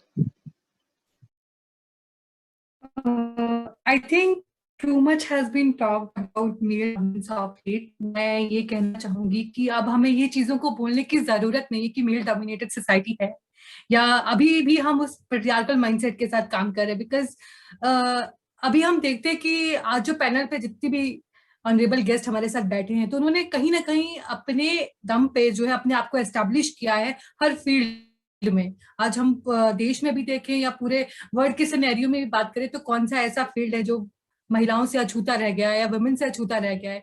तो कहने की जरूरत हमें ये नहीं है, क्योंकि हम देखते हैं कि सोशल मीडिया पे भी आजकल बहुत ज्यादा इतना टॉक्स, मतलब देखने पे लगता है कि इतना एंटी मेल कंटेंट आता है कि मेल डोमिनेटेड सोसाइटी और ये वो. हमें हर चीज को उससे रिलेट करने की जरूरत नहीं है. इफ हम लोगों ने कोई चीज डिसाइड किए, if we are willing to do, तो अगर हमें वो विल पावर है तो वी विल डेफिनेटली डू. हम लोगों ने कहीं ना कहीं राइज किया है, और थिंग्स जो चीजें हैं वो धीरे धीरे बदल, slowly it has been changing. तो टाइम लगेगा चीजों को ठीक होने में, बट धीरे धीरे वो परिवर्तित हो रही हैं. तो मुझे ये लगता है कि मेल डोमिनेंस से ज्यादा हमें ये देखने की जरूरत है कि आज जो महिलाएं हैं वो अपने आप में सशक्त है, और वो खुद जो है अपने बलबूते के ऊपर हर फील्ड में अपने आप को एस्टेब्लिश कर रही है. चाहे उसमें हम कह लें कि मेल डोमिनेंस है या नहीं है, बट वो अपने आप को उस मेल डोमिनेटेड सोसाइटी में सक्सीड कर रही हैं, बट अपने दम पर वो लोग अपने आप को सक्सेस कर रही हैं. तो हमने भी उसी तरीके से, मैं कहूंगी कि अगर मैं लॉ के फील्ड में आगे आई हूँ या आगे मैं जिस फील्ड में भी जाऊंगी, because I am not practising, like मैंने अभी प्रैक्टिस शुरू नहीं किया है, बट स्टिल लाइक मैं लीगल फील्ड में काम कर रही हूँ, मैंने इंटर्नशिप किया है, नाउ हम कंटेंट राइटिंग का काम करते हैं. तो मुझे ये लगता है कि मेल डोमिनेटेड सोसाइटी में आगे बढ़ने का मेरा एक रीजन ये भी था कि मेरे पीछे काफी सारे मेल हैं, my father, my brother and my friends, my mentor also. तो उनका भी ये हाथ है कि उन्होंने मुझे, जब कहीं ना कहीं हम देखते हैं कि जब हम घर में होते हैं तो हमें बचपन से ही सिखाना शुरू कर दिया जाता है that you have to do, you have to learn cooking और बहुत सारी चीजें कि आप लड़की हो तो आपको इस तरीके से. तो मेरे पापा, अरे अभी तो बच्ची है, रहने दो उसको, छोड़ दो. मेरे पापा ने ये चीजें कही, अरे अभी तो वो कर रही है उसको करने दो. तो कहीं ना कहीं मुझे ये फील नहीं हुआ कि मुझे किसी ने डोमिनेट किया। इवन माय ब्रदर, वो मुझसे ज्यादा घर का काम जानता है, वो मुझसे ज्यादा घर की चीजें करता है, वो घर की चीजों को संभालता है। तो मतलब मैं बैठी रहती हूँ, हाँ मैं करती हूँ थोड़ा बहुत, ऐसा नहीं हेल्प नहीं करती हूँ, बट वो मुझसे ज्यादा करता है। तो मैं ये नहीं कह सकती कि उन लोगों ने मुझे डोमिनेट किया है, उन लोगों ने मुझे किसी चीज को करने के लिए फोर्स किया है। मैं इतना घूमती हूँ, मुझे तो सिर्फ बताना होता है अपने पेरेंट्स को या कि मैं यहाँ जा रही हूँ, बट मेरे भाई को परमिशन लेनी पड़ती कि वहां जा रहा हूँ, मैं जाऊँ।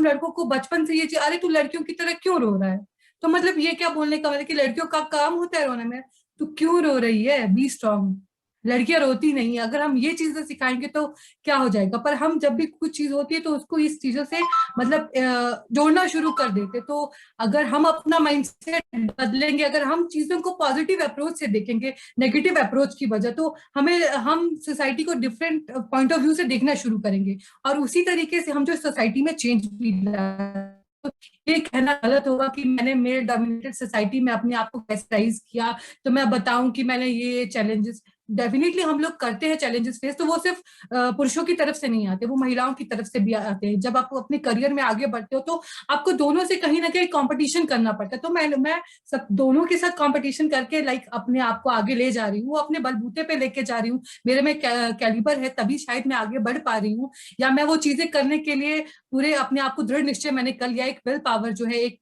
कैपेबिलिटी है, तो उस तरीके से करिए। और डेफिनेटली सारी वुमेन सभी कर रही हैं आज के सिनेरियो में। तो ये मेरा ओपिनियन इस क्वेश्चन को लेके है। Thank you so much ma'am. हाँ, आप में से कुछ लोग एग्री हो सकते हैं बट कुछ लोग नहीं हो सकते, बट ये मेरा पॉइंट ऑफ व्यू है। It was wonderful listening to you on this. Now it is a time for another great performance, and that is a melodious performance from the band Meteoroid. We have Suryansh Singh Chauhan and Venudhar Sangra. They are coming up with beautiful songs for all of us on the occasion of Women's Day. Yes, ma'am. They are the students of BBA, and they are still students. They have a Delhi-based band too, so they are going to perform before you today. जिदाना मोहब्बत गुम है, गुम है, गुम है।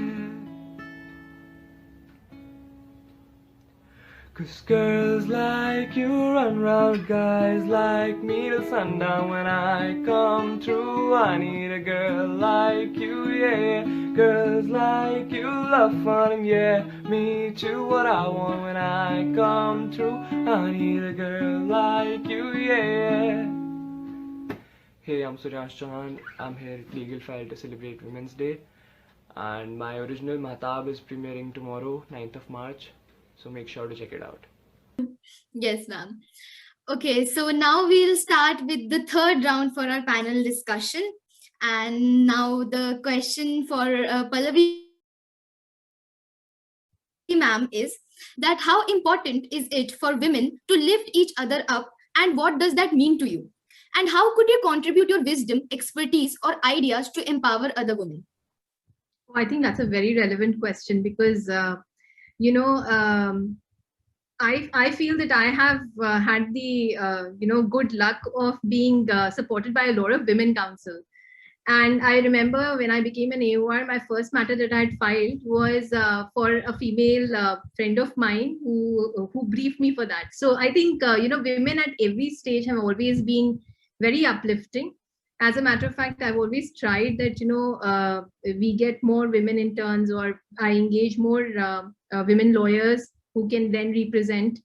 And I think also, as women, what is more important is for us to be very honest with other women. We must at least, come forward and say what is the truth going to look like. It is not that, we can always show a rose-colored glass for everybody.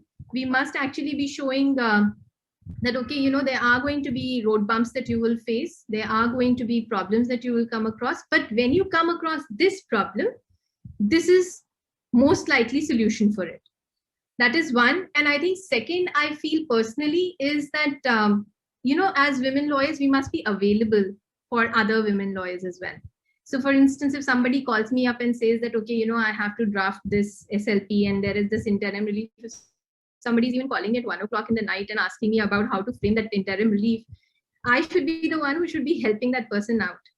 Be it a man or a woman is not really so important, but for women to ask is such a huge challenge that if they are asking you, if they are reaching out to you, then you should be able to provide them that solution. I personally feel that upliftment here means to be present for other women as well.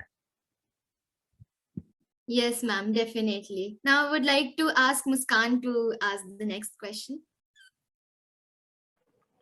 My next question is for Advocate Surangama, ma'am. Ma'am, what is the advice related to POSH Act? Like, why, according to you, is this act important for organizations? According to me, if you ask specifically, so a small question to start with. Is having a safe work environment our fundamental right?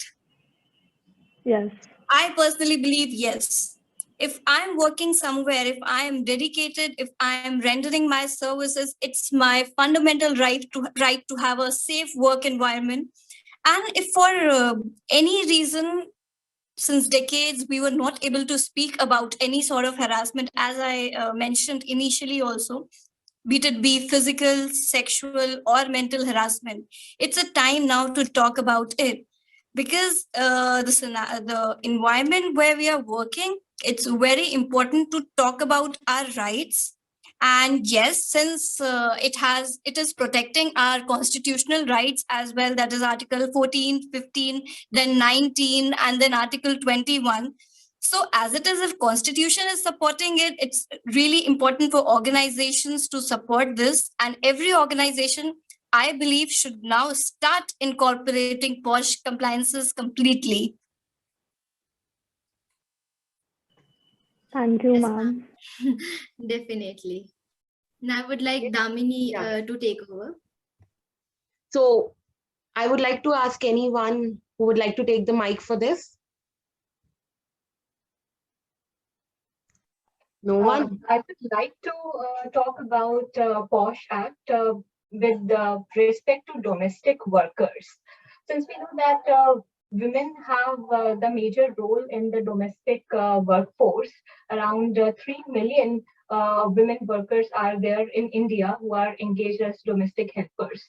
So law relating to POSH is certainly covering these women, but still, as far as Advocate Surangama has rightly pointed out, that local complaint committee is there, but establishment of this committee, implementation of this law is still very challenging.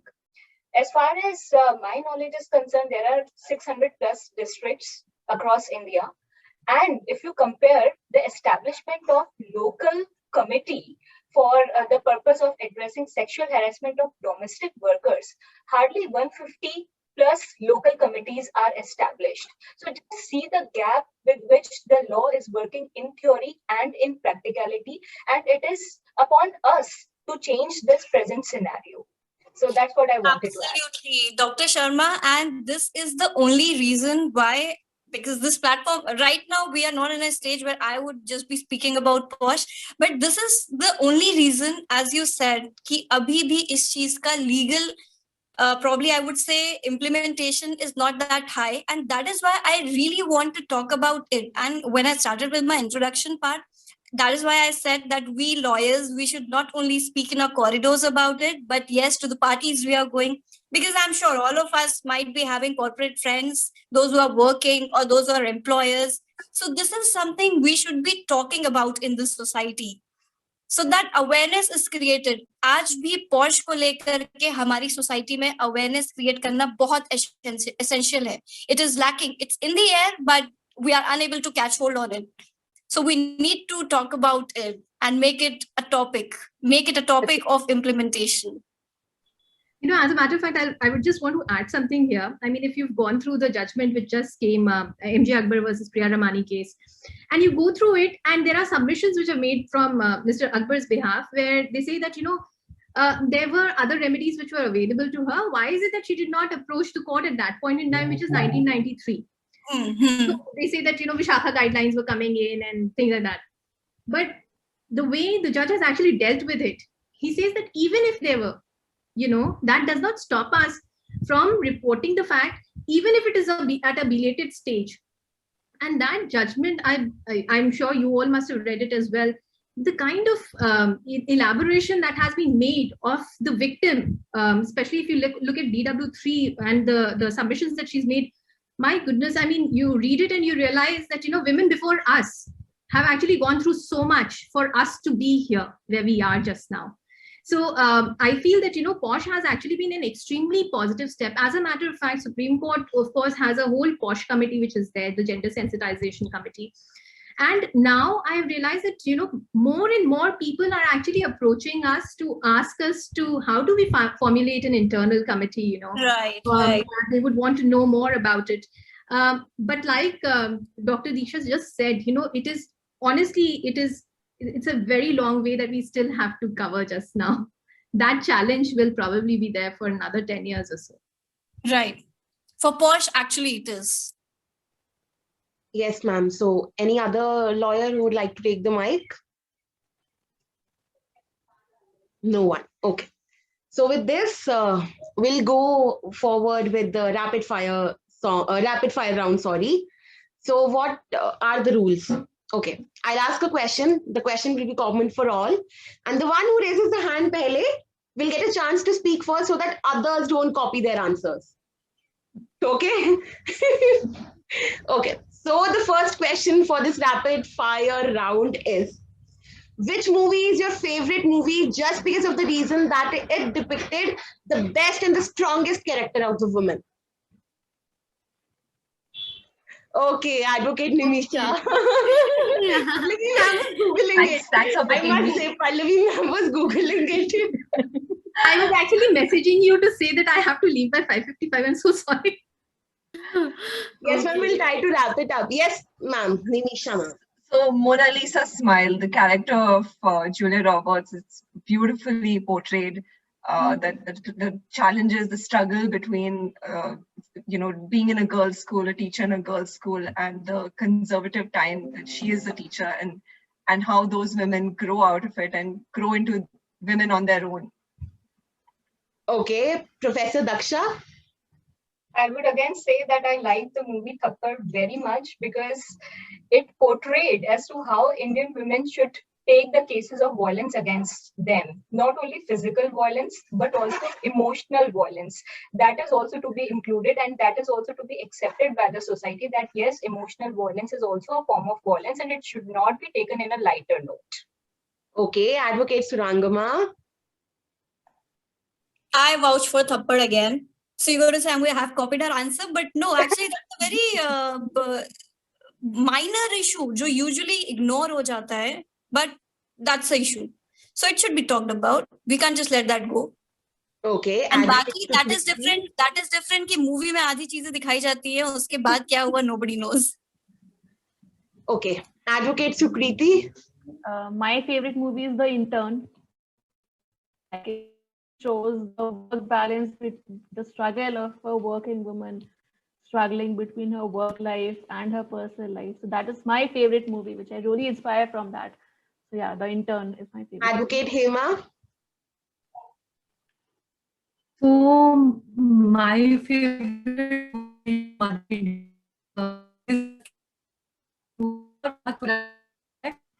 उसमें के जो picture मतलब Ma'am, I guess your network, there is some network issue because you're not audible. Hello.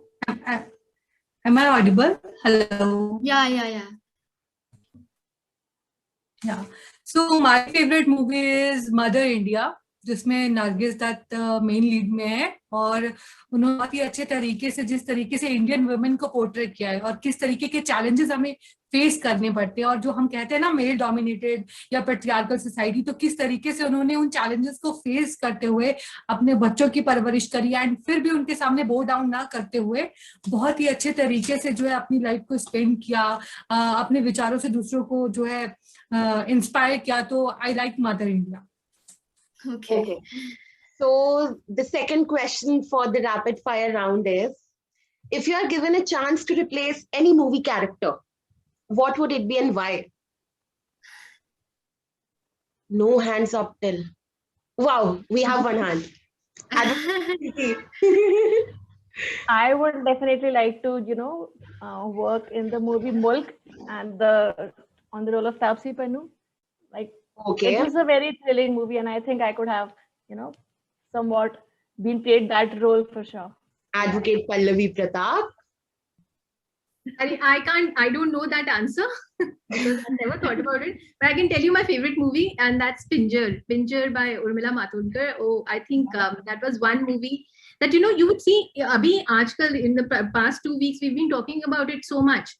About marital rape, for instance, or the fact that why a rape victim should be asked to marry the person who has been the accused person, who's been the one who's caused her to go through so much pain just by legalizing it. I think it's a little it's a touchy subject. So I've actually liked that movie quite a bit. It's absolutely an absurd subject. I mean, these kind of things which are coming up recently, all of us have gone through these updates.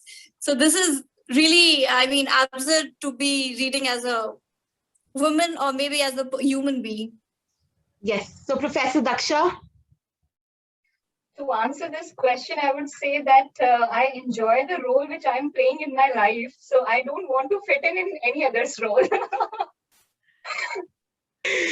Okay. That was a wonderful answer, ma'am. Oscar award. Advocate Nimisha. I'm going to pass this one. I honestly can't think of an answer. Okay. Advocate Surangama. Can't think of a movie right now to be replaced. But for that point, being a lawyer, one movie that really I really liked was Batti Gul Meter Chalu. I really liked the way arguments were put forth by Shahid Kapoor. So I like that issue, and since I have worked with electricity department also, so that movie is really relatable. I could relate up to the entire dispute that was going on, and this is actually happening in India. And that issue which was raised in that movie, वो एक second की जो बत्ती जल्दी बुझती है, actually departments are generating out of it. So that issue cannot be just let go. That is really I really like that. Okay. Advocate Hema. Actually मुझे पुरानी मूवीज देखना बहुत पसंद है, बट मैं उस मूवी का नाम नहीं रिकॉल कर पा रही हूँ. बट गुरुदत्त का एक कैरेक्टर है, उन्होंने एक मूवी में प्ले किया है, तो उसमें एक सॉन्ग है, ये गलियां ये कूचे ये बदनाम घर दिलकशी के, जिसमें वो एक जो वेश्यालय होता है, जब हम जो कहेंगे कि प्रोस्टिट्यूशन जहाँ पे चलता है, तो वो उस चीज को एड्रेस करते हुए वो चीज मतलब महिलाओं के ही इशू को एड्रेस करते हैं, जिन्हें नाज है हिंद पर वो कहाँ है. तो उस मूवी में जिस तरीके से गुरुदत्त ने कैरेक्टर प्ले किया है, तो डेफिनेटली मैं उस कैरेक्टर को रिप्लेस करना चाहूंगी. Okay. One last question. If you are given a chance to produce or direct any movie, which theme would you go for? No hands. Pallavi ma'am, I know you are typing something. But I don't know the movie only. I'm very bad. एक तो मैं बिल्कुल बुजुर्ग वाले I'm not asking you about the movie. I'm just asking you which theme would you go for? Which movie that I would want to produce and direct? The theme that you want to have for a movie. You'll obviously come The up theme that I would want to have for a movie, marital rape. I really want that this issue should come. I think I feel very strongly about it. Okay. So Professor Daksha. I would say that issues relating to women are very sensitive, and these issues should be pictured and should be brought into the knowledge of general people at large.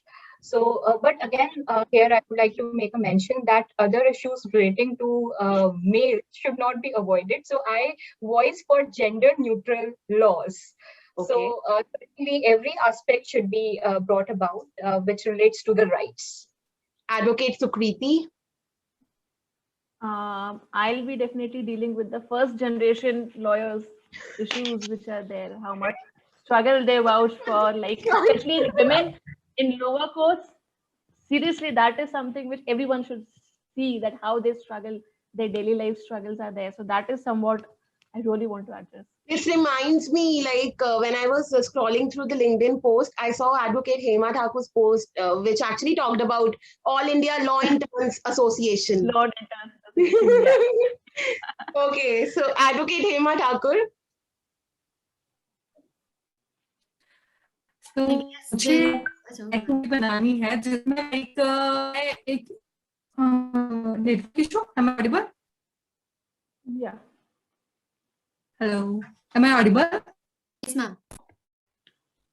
Yeah. So मुझे एक ऐसी movie बनानी है जिसमें हम दिखा सके कि जब सोसाइटी में दोनों चीजें पैरेलल चलें, जब सोसाइटी में there is no difference between men and women, और हमारे बीच में कोई लड़ाई ना हो कि एक को अपने अस्तित्व की लड़ाई नहीं हो दूसरे की, तो चीजें किस तरीके से स्मूथली चलेंगी, तो मुझे वैसा कुछ बनाना है. Advocate Nimisha. So some years ago, there was a Marathi film Court that came out, and I thought it beautifully depicted the reality of court practice. And I personally am not in court practice, but I would like to see more movies about women in court practice. That would be something. Advocate Surangama.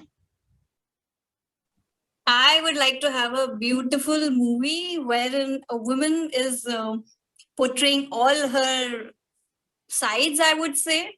Like jitna discussion hum logon ne kiya hai, so probably she is a lawyer, she is a homemaker, or she is a mother, she is a wife. So a happy movie. Yes, ma'am. Okay. So with this, the rapid fire round is done. So just last question for everyone. So I'll start with Pallavi ma'am because she has to leave. Ma'am, what is your message for all the women on the eve of International Women's Day? And I must tell that this message of yours, like every message of each and every lawyer, would be cropped out of this live video and will be posted on LinkedIn and Instagram. So that is why this question came up right now. I think my message to everybody would be that, especially for women lawyers, would be that just never give up. Just do it. Know that there are going to be challenges, but just never ever give up. Keep doing it. Keep doing it. You'll only become better, and you'll always see that there is always light at the end of the tunnel. Okay. Advocate Surangama Sharma.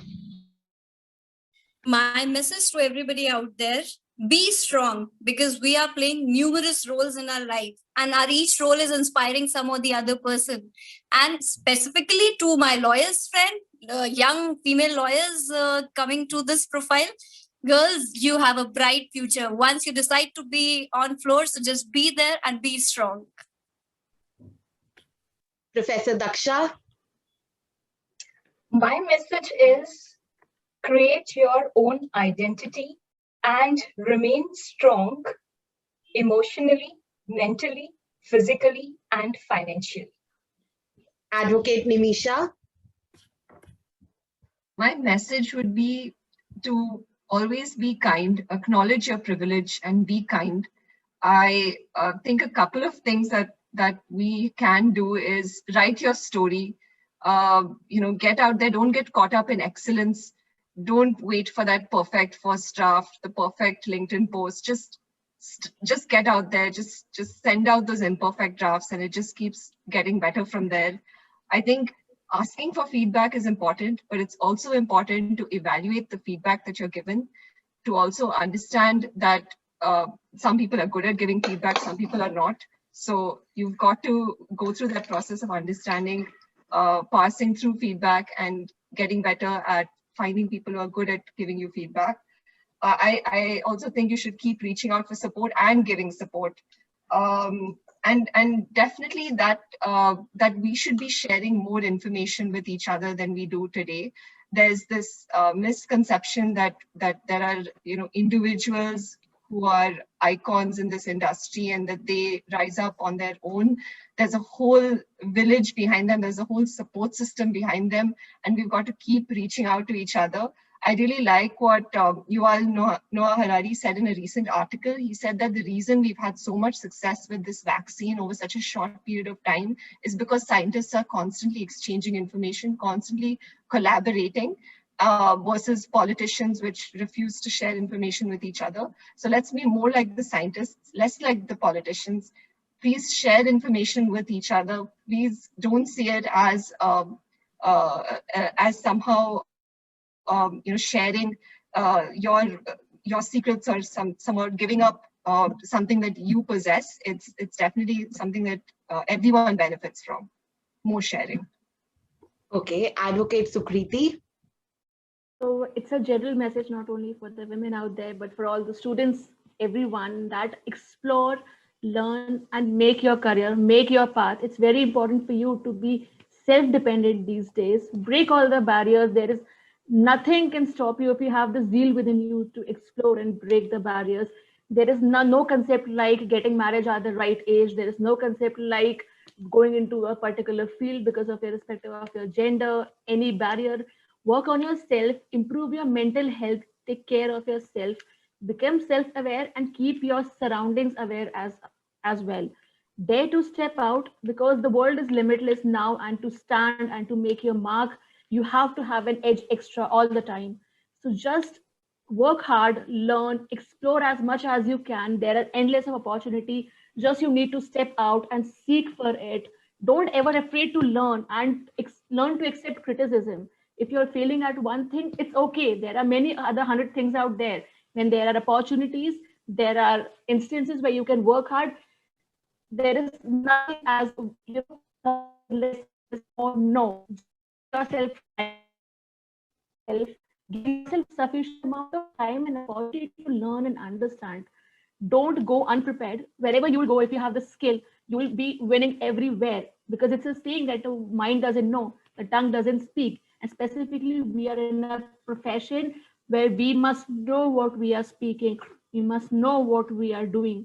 So just explore, develop, learn, and just go out, go with full confidence. No one is stopping you from doing anything. Just you who are creating a barrier around yourself. So just go, learn, explore, and just kill it. Rock it and kill it. Okay, Advocate Hema Thakur.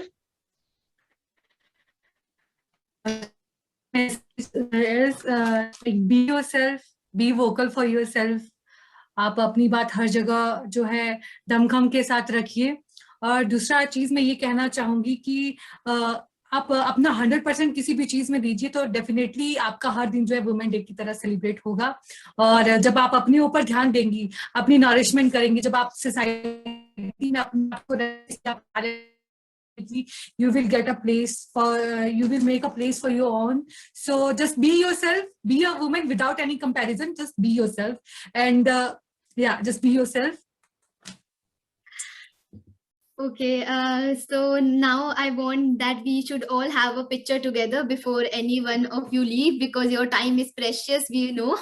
So let's have a picture together. Sarthak, I would request you to open your camera also. Farhan. I think you decide a pose as well, no? I think Pallavi ma'am would tell us. I always no, I am too old for orders. This you decide. Okay, so a smile for Women's Day. Okay, 3, 2, 1.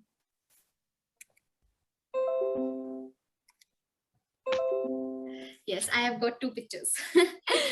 Nice. Now, Sakshima, you can also do this and I'll take the picture. Okay. 1, 2, 3, start.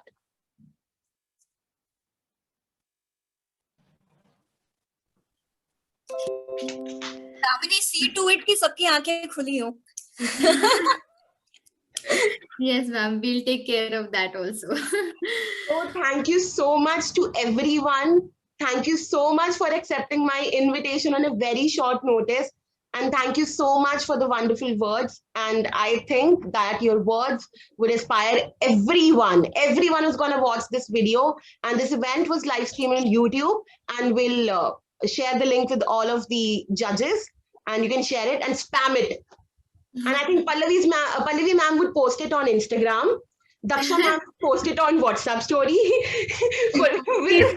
Facebook page, LinkedIn page, everywhere you'll find it.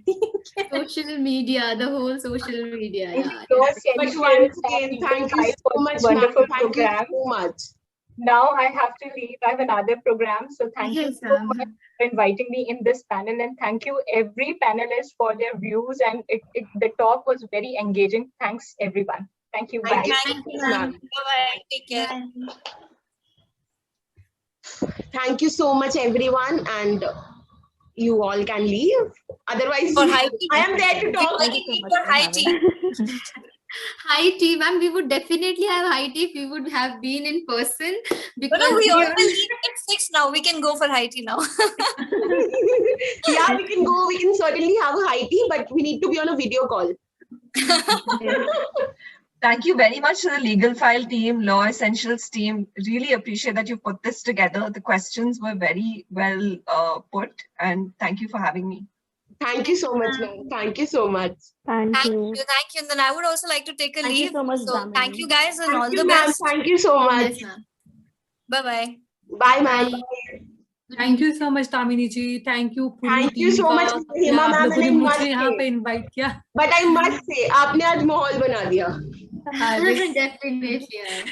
Thank you. Thank you so much, Damini. Thank you so much, Sukriti ma'am. Like, I never had a word with you, but I think Avni ma'am made it possible, and you actually agreed. So thank you so much, ma'am. Thank you so much. Anytime. Thank you. Thank you, ma'am. Thank you for joining us. The guest might leave. Thanks and bye. Bye, ma'am. Bye. I'll call you. Okay.